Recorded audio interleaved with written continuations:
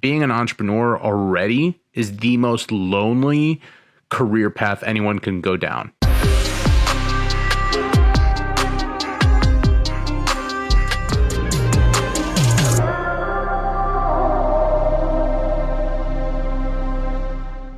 Hey, this is Fady Hawatma with the Real Slim Fady Show. We are here, episode 2, and we're going to be talking about the difference between running a bootstrap SaaS company and being a VC-backed one, the pros and cons of each, and quite honestly, what I preferred. Being a bootstrapped company, I ran Clockwork for 4 years being bootstrapped. Raised an institutional round earlier this year from a Boston-based VC firm, and now we are officially a VC-backed company. And I can tell you very, very positively and quite frankly, very, very honestly, running a bootstrap tech company sucked. You know, my experience, there's no real other way to put it. It really sucked. You know, I think a lot of people have this badge of honor being bootstrapped, but it takes a lot of privilege to be bootstrapped, right? I had a great career at Boeing, launched an outsourced CFO consulting firm, and was able to bootstrap Clockwork and run it 4 years being bootstrapped. You know, we raised a few $100,000 here and there from friends and family and stuff like that. But if I hadn't had such a privileged career, you know, granted, I worked my ass off, right? I was very successful at Boeing, you know, throughout my career there, even though, you know, it was right out of college, my first job, you know, really scaling it. But working my outsourced CFO firm was great because of the skills that I learned being a finance major, an accounting major, understanding what FP&A is, you know, at Boeing, and then really being able to translate those skills directly into a startup environment. And that really afforded me the luxury of launching my own consulting firm, right? And there I was able to make a decent amount of money and pour that into Clockwork. And so without that, I don't know if Clockwork would have been able to exist without having a positive experience and career under my belt. I don't think I could have bootstrapped Clockwork, or if I did, it would have been even more, you know, it would have sucked even more than it already did. And so I'm very, very thankful and very fortunate that I even had the ability to do it. And that's not something no one really talks about. No one understands the privilege that you have to just to bootstrap something. You know, people are always so excited about, oh, I run a bootstrapped company or I work for a bootstrapped company. What had to have happened before then to provide that luxury of running a bootstrapped company? Because companies are not cheap. They're very expensive to launch, especially tech companies. Being able to build a product that you can actually market, that you can actually sell, is not cheap by any means. And so, you know, I was really privileged, in all honesty. You know, I had a great career. I had no student loans. I was single, living in Chicago. And, you know, my parents taught me how to be really good with money at an early age, you know, a very early age. Even when I was a kid, I was always a hustler, right? I would literally make money cutting grass. I even renegotiated the contract with my dad had with my older brother. My older brother hated cutting the grass, and he would pay him $10 every time he cut it. I negotiated with my dad and I said, hey, I'll cut it, but I want $20, but I'll trim and I'll blow the grass. And my dad said, fine, $20. So I was cutting grass, doing lemonade stands, doing just kind of hustler kids kind of stuff. And my parents would match whatever money I put into the bank. So if I gave them $100 from stuff that I did that week, my mom would go to the bank. They opened a joint account for me, and my mom would deposit $200. So I was very fortunate from an early age. I think a lot of people kind of lose track on, and a lot of people don't really like to admit how fortunate they have been in their childhood that allowed them to even have the successful careers that they have had. For me, I always had money because I hustled my ass to do it, right? I was always hustling. Started my first company when I was 12, always hustling. I was fixing literally speeding tickets for all the rich kids that I went to school with, and I was always hustling. So I was fortunate enough to always have money and always be good with money. So I was able to be scrappy, save it up. But it taught me, you know, really running a bootstrapped company taught me a lot of valuable lessons. You have to be super scrappy and know how to make every single dollar stretch, right? Every decision that you make is potentially a life or death decision, especially when you're bootstrapped. You know, as an early stage company, you know, the odds are already stacked against you. But when you're bootstrapped, every single decision that you're making could potentially be life or death.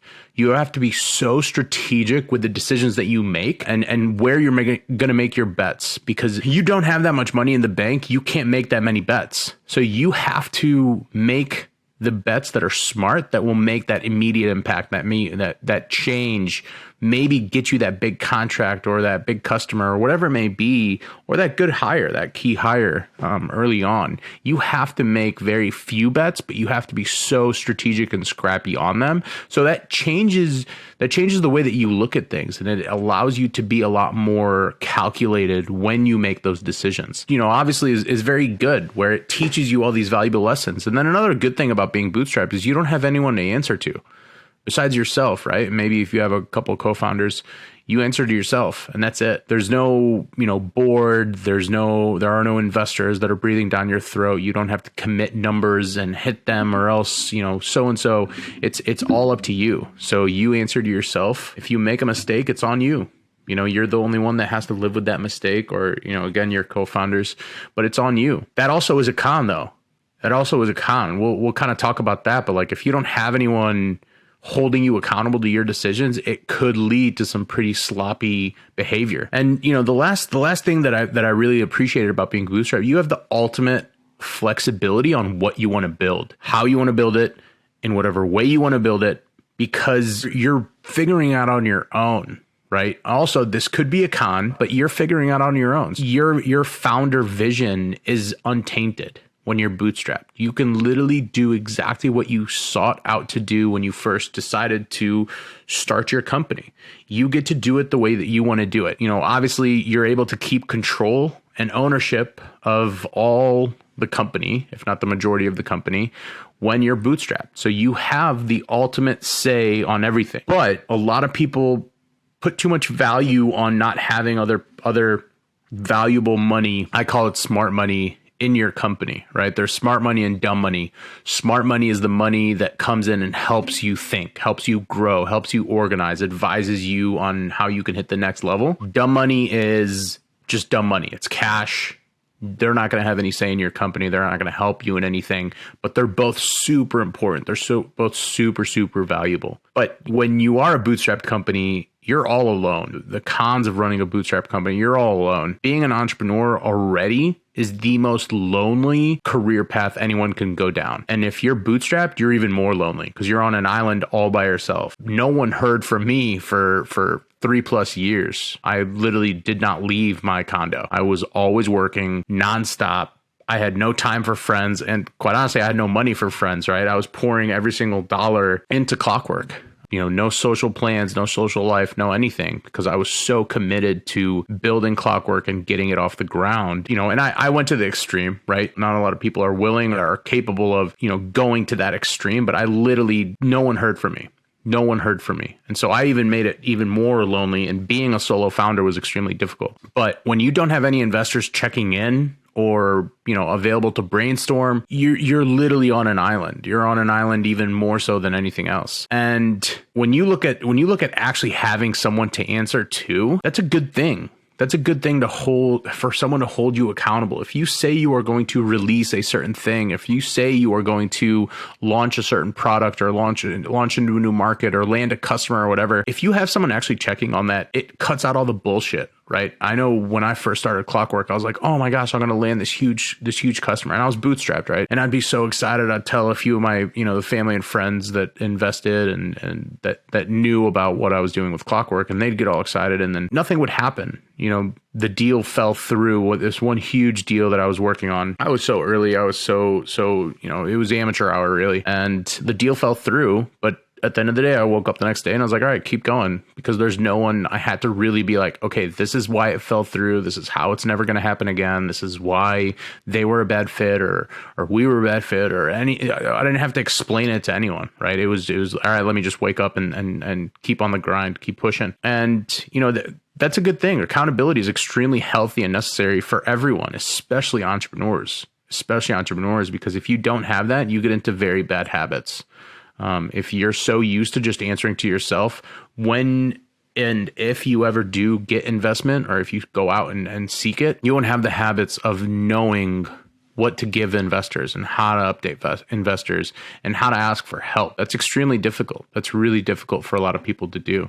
And so, when you're bootstrapped, you're making every decision out of a position of desperation rather than power. I'd say for me, it was every decision. Every decision, I was like so desperate to stretch every dollar that I took certain shortcuts, or I took certain, made certain plans that I shouldn't have, just because it was the cheaper way. It was the more efficient way, and I could just do it. I would take the help that I could get, not the help that I necessarily needed. And that was difficult. And maybe, I definitely, looking back at it, I should have been a lot better about that. I should have been a lot better about understanding if I was making a decision out of desperation or a decision from a position of power. And as an entrepreneur, you always have to make the right decisions for the business to grow it, and make those decisions in a position of power. You have to make do with what you can get rather than what you want exactly. And that's super key with being a bootstrap company versus actually having a ton of resources that you can make. Whether it's consultants, new hires, marketing campaigns, anything that you think is necessary to move the business forward, you have to take what you can get, really. Then when it comes to actually moving the business forward, it's so difficult to earn credibility into the market when you're not VC backed. If you're not on all these websites and Forbes and Inc. and TechCrunch and all this kinds of stuff, and there's no real publications or credibility in the market about, hey, this VC that has made many good investments, has trusted this company, this founder with all this money. That's a huge stamp of approval. That's a huge stamp of credibility. If you're bootstrapped, it takes you a lot longer to prove that you're still going to be here next month, or you're still going to be here next year. Prospects will kind of wait around. They're like, all right, well, let's see if you're still going to be here. I can't tell you how many times I had very early conversations with new prospects, and they're like, well, we've talked to a couple companies in this space and they disappeared. And so we kind of want to make sure that you're not going to disappear. So prospects kind of look at it and they're like, okay, well, if investors won't give you money, then why should I? Why should I pay you if someone won't invest in your company? And, it's not true, right? There are a lot of good companies that don't have investment money, that don't have investors, that are very good teams, very good products. And, it definitely is the point of, you need that stamp of credibility, especially if you're playing in a crowded space and you're playing in a space that's very hot, very active. You need to have what that product and offering needs to be. People need to know that you know what you're doing, right? If you don't have the money, they're going to think, well, the product can't be that good, right? If you don't have all these resources, all this money, all these eyes on your product, it can't be that good. So that was really a big con to being bootstrapped, is just getting the stamp in the market to go after the prospects and the customers that you want to go after.